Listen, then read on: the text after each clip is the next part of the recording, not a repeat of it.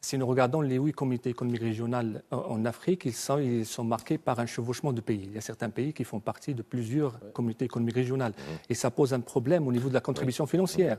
Par exemple, si on prend le Kenya, il fait partie de 3 ou 4 communautés économiques régionales, l'Éthiopie.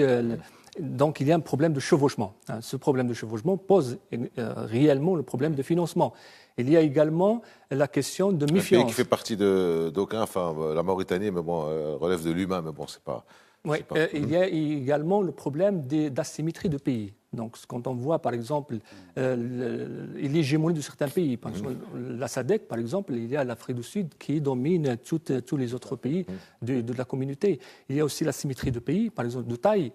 Nous regardons aujourd'hui, si nous regardons par exemple les statistiques, 33 pays font partie des pays les moins avancés, avec un revenu bien sûr très, très faible, un revenu par habitant très faible, et également l'enclavement.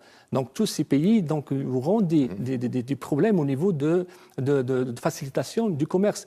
Il y a aussi la pression, l'emprise de certaines entreprises étrangères qui ne veulent pas, bien sûr, qui ne veulent pas que cette zone de libre-échange soit concrétisée parce qu'ils touchent leurs intérêts économiques et leurs intérêts propres. Il y a également la pression de la société civile.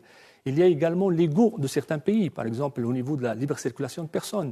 Le Nigeria, il ne veut pas, presque 200 millions d'habitants, il ne veut pas faire, c'est-à-dire il ne veut pas faire abolir ou faciliter la mobilité des citoyens pour pouvoir, parce qu'il y a un problème de la migration, la mobilité des personnes. Il y a aussi le problème du financement, parce que certains pays qui sont faiblement développés, ils comptent sur les ressources douanières pour financer leur développement. Donc, quand on a l'abolition totale, voire graduelle totale des droits de douane, donc ça, bien sûr, ça réduit la marge des recettes financières de certains pays. Et puis, il y a bien sûr la question de la règle d'origine, la question de méfiance de certains pays, énormément, et la pression également de certaines puissances étrangères.